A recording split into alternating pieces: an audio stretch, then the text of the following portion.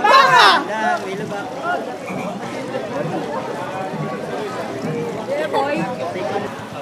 Wala forever! Hindi pa hang forever! Dapat solusyonan!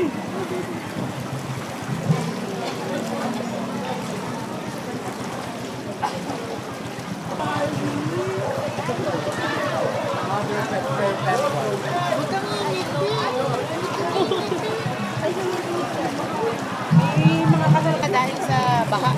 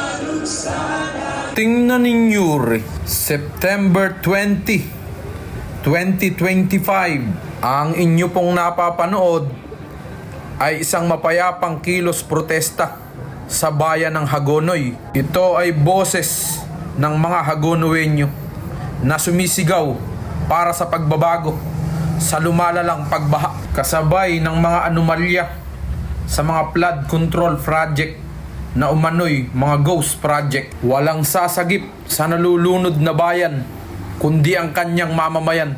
Tindig, Hagonoy. Ako po si Milo. Salamat! Oh wait, we can get our first glimpse in. Huwag gawing negosyo! Huwag gawing negosyo! Serbisyo sa tao! Makibaka! Huwag magbagon! Huwag Lupain ng ginto't bulaklak, pag-ibig na sa kanyang palad, nag-alay ng gandang gilag, at sa kanyang yumiagan ka, dayuhan ay nalina. Bayan ko, biniyag ka, nasadlak sa dusa. Ibong mang may layang lumipad, kulungi mo at umiiyak. Bayan pa kayang sakdal dilag, ang dimag na sa makaalpas. Pilipinas kong minumutya. Pwede ba kung pumunta doon? At doon? O tayo! Ako po si Amor Patrio. Unang-una sa lahat, gusto ko na kayong suburin. Kasi alam mo, wala tayo. Utang kita. Dito lang tayo. Balik! Yung performance or speech natin ngayon ay kagaya ng performance ng mga representatives ng mga magnanakaw sa Kongreso. Meron, wala Minsan meron, pero sa lahat ng araw, kadalasan, wala. Okay? Kailan pa natin babaguhin ang sistema na ang mga taong ito ang kinakain nila, ang mga sasakyan nila, ang mga bahay nila, ang mga pinapaaral nila sa kanilang mga nepo babies, ang ipinibili nila ng mga jewelry sa kanilang mga nepo mistresses ay galing sa taxes, dugo at buhay ng mga Pilipino. Ayokong magmakaawa na maawa naman kayo sa mga Pilipino. Kasi alam ko, wala kayong awa. I don't even think that you are a person. I think you are an evil trying to govern the Filipino people. Ganon kayo. So I will not say, please resign. Ito ang tandaan nyo. Habang nakikiusap na kami, bumaba kayo. Dahil sooner rather than later, mind you, hindi na kami makikiusap. Hindi na namin kayo sasabihan. Kakalad ka rin kung kakalad ka rin. Bababuyin kung bababuyin. Bakit? In this generation, we are millennials. We do mirroring. Kung ano yung energy, kung ano yung serbisyo, kung ano yung trato na binibigay nyo sa amin, yan din ang ibabalik namin sa'yo. We are the fucking millennials and we are like that. Sa mga po dyan sa Kongreso, huwag niyong hintayin. Ito ang makakarap nyo. Ito ang makakarap ng mga magnanakaw sa lipunan. Tandaan niyo mukha na ito. At ito ang makakalaban nyo, mga magnanakaw sa lipunan. At ang Partido Komunista, ito rin ang mukha ang hanapin nyo. Dalawa lang ang gusto ko mangyari sa Pilipinas para sa akin, ang komunista at saka korap sa Pilipinas. Yan lang ang gusto kong ayusin sa bansa dahil marami naman kami grupo na maggagawa sa kanya-kanyang sa kanilang layunin. Basta ang layunin ko, mga kaibigan, korupsyon, komunista. Pero kanina sabi ng mga kahapon, sinabi ng aking mga kasama, magre-rebelde. Huwag tayo magrebelde papunta sa NPA. Magrebelde tayo laban sa korupsyon. Magkaisa tayo, magbubuo tayo ng grupo. Rebelde laban sa korupsyon. Hindi rebelde laban para umakyat sa kabundukan. Pero wala na pala sa bundok. Wala na sa bundok ang NPA. Nandito, kahapon nga, di ba nandun?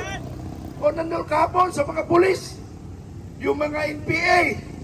Ha? Tandaan nyo mga kaibigan, hindi ko muna lalakasan boses ko para mas lalong klaro sa Pilipino. Tandaan nyo, pag ang Makabayan Black, National Democratic Front, NPA, mga kaibigan, pag sila nagprotesta at sila nagrally, ang hanap nila gulo. Gulo ang gusto nila sa lahat ng kanilang protesta o rally. Bakit? Yan ang hindi nyo alam. Bakit hindi nyo alam? Ang gusto ng NPA, ang gusto ng makakaliwa, ang gusto ng Makabayang Black na nasa Kongreso, gusto nila magkagulo. Magkagulo. Bakit? Bakit gusto nila magkagulo mga kaibigan? Dahil naghahanap sila ng isyo, naghahanap sila ng sisihin. Walang ibang sisihin kung hindi ang gobyerno. Ano? Gobyerno ang una nilang sisihin. Sino ang nakaharap sa gobyerno? Ang kapulisan. Gusto nila ang kapulisan masira ang image sa taong bayan. Yun ang layunin ng Makabayan Black. Tingnan nyo ha, mga 3 days ago, may rally sa Batasan. Nagkaroon ng rally. Tingnan mo yung mga tao na yan, o yung mga pulis na yan. Nagkaganon lang sila, nagpuprotekta sa atin. Tinadyakan pa. Naginit ang dugo ko. Kasi kung nandun ako, tinadyak nila ang pulis. Ako rin ang tatadyak sa nila.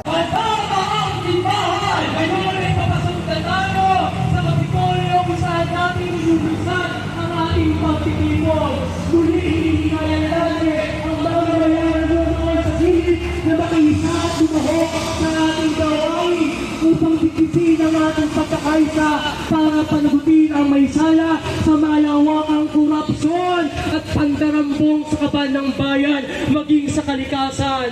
Ito ay hindi lamang usapin ng baha, kundi usapin ng kinabukasan at kabuhayan ng mamamayan. Kaya mabuti lamang at nararapat na tayo'y magtungo sa lansangan upang pagsaluhan ng ating karanasan at bigkisin ang ating nagkakaisang hanay. Hindi tayo mahalahadlangan ng limitasyon upang igiit ang ating mga karapatan dahil ang ating pagigiit ng karapatan ay produkto lamang ng labis na ating pag-abusabos. Kaya tanggalin natin ang ating takot mula sa ating puso at makiisa tayo sa ating laban, sa ating gawain ngayong araw. Ang tao, ang bayan, kasama ang simbahan. Ngayon ay lumalaban. Ngayon